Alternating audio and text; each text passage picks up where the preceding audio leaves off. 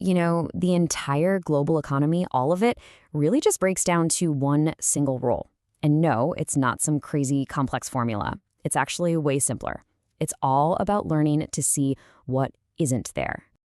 And believe it or not, this whole powerful idea, it all starts with a really simple story. We're talking a baker, a kid with a rock, and yep, a broken window. So picture this, right? Some kid, maybe just messing around, throws a rock and crash, shatters a baker's front window. The baker comes running out. He's furious, of course. There's glass all over the sidewalk.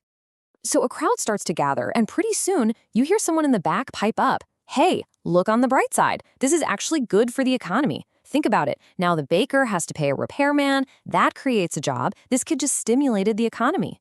And you know what? The crowd kind of nods along, thinking, yeah, that makes sense. And on the surface, it kind of sounds logical, doesn't it? But there's something huge, something absolutely crucial that everyone in that crowd missed. And honestly, it's something most of us miss all the time. Here's what they didn't see. The baker, he had other plans for that money. He'd been saving up, and that very afternoon, he was going to walk down to the tailor and buy himself a brand new suit.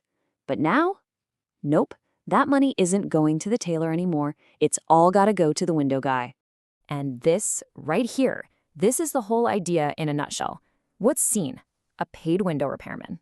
Everyone sees him show up, fix the glass, get paid. Easy. But what's unseen? An unpaid tailor. The tailor lost a sale.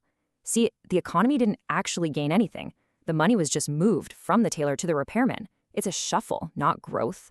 So that's it. That is the one rule. A bad economist, or, just most of us in our daily lives, we only see the immediate, visible stuff, the broken window getting fixed. But a good economist, they see that, sure, but they also train themselves to look for the invisible ripples, the suit that was never bought. All right, so now that we have the rule, we're going to use it to look at 5 big things. First, the hidden tax of inflation. Then the myth of stolen jobs, the fallacy of destruction, the invisible price tag on government projects, and finally we'll ask, who is the forgotten man? Okay, let's dive right in with number 1, inflation. You know that feeling when it seems like prices for everything are just going up for no reason? Well, there's a seen and an unseen part to that story. Let's break it down. So what we see is pretty straightforward. The government needs to pay for stuff, so it creates more money. They print it or digitally create it. And on the surface, this looks great. There's more cash to fund programs, maybe send out stimulus checks. It feels like a shot in the arm for the economy. But just like with our baker's window, we have to ask the question, what's the unseen cost here? What happens when all this new money floods the system?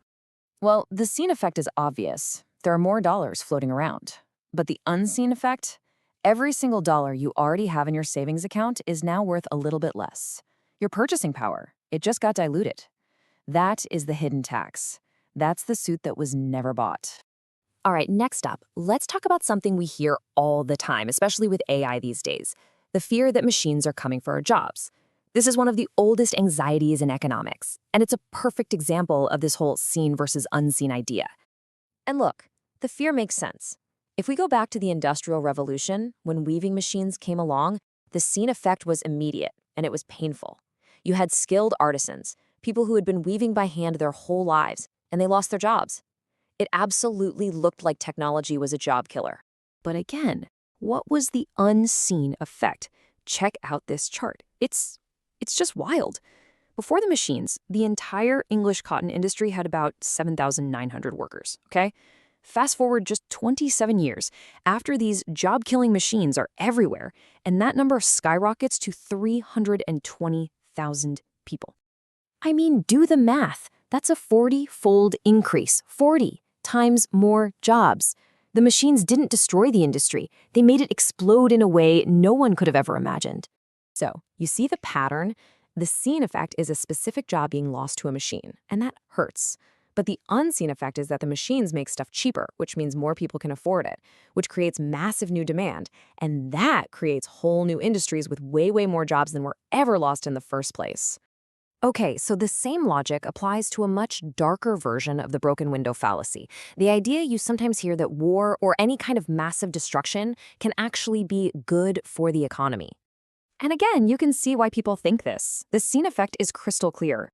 After a war, cities are in ruins. So what happens? A huge flurry of activity. People are hired to rebuild everything, construction jobs pop up, money is being spent everywhere. It looks like a boom. They even have a name for it, post-war prosperity. But the unseen cost here is just devastating. All of that labor, all of those materials, all that money, it's just being used to get back to zero, to rebuild what you already had. The real tragedy is thinking about what could have been built instead. Brand new hospitals, better schools, innovative factories, all the things that would have moved society forward. Destruction doesn't build the future. It just forces you to patch up the past. All right, so let's apply this one simple rule to government spending, because every single public project, no matter how great it seems, has an invisible price tag. Let's make it personal for a second. Imagine your mom takes $10 from you. You were saving up for new shoes that you really need, but she takes that $10 and buys a nice new decoration for the living room. Now, everyone sees the decoration. It looks great. That's the seen. But the unseen? Your shoes are still falling apart and you're out $10. Well, that's exactly how big public projects work. The seen effect is the brand new government-funded stadium. It's huge, it's impressive, they have a big ribbon-cutting ceremony, but the unseen cost is all the things that you, the taxpayer, would have done with that money instead. Maybe you would have started a small business or repaired your car. All of that private activity, it just never happened. And this brings everything together. In every single one of these examples, inflation, technology, government spending, there's someone who quietly pays the unseen price. There's a name for this person: the forgotten man. Let me tell you one last quick story. You're in school, and your friend Jake forgot his lunch. The teacher sees him, feels bad, and wants to help. So she walks over to your desk, takes half of the sandwich you brought, and gives it to Jake. Now Jake is happy, the teacher feels good about herself. It's a win-win, right? Well, the seen effect is that Jake gets to eat. But who are you in this story? Think about it. You did everything right. You packed your lunch. And now you're hungry. You paid the price for the teacher's good deed. You are the forgotten man, the quiet, productive person who just gets stuck with the bill for someone else's well-intentioned plan. The forgotten man is the person who saves their money only to see inflation eat it away. He's the taxpayer who pays for that big, shiny, seen project, but loses the unseen benefit of what he would have done with his own money. He is always paying, and he is always invisible. So, let's bring it all the way home. Remember our baker from the beginning?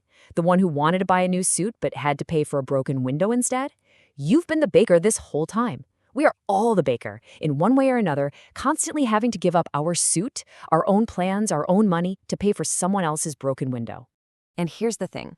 Once you learn to look for the unseen, you can't unsee it. From now on, whenever you hear about some new policy or economic plan, your first question won't just be, what good will this do? It'll be, okay, but what's the unseen cost, and who is the forgotten man who's going to pay for it? So, what unseen costs are you going to start looking for?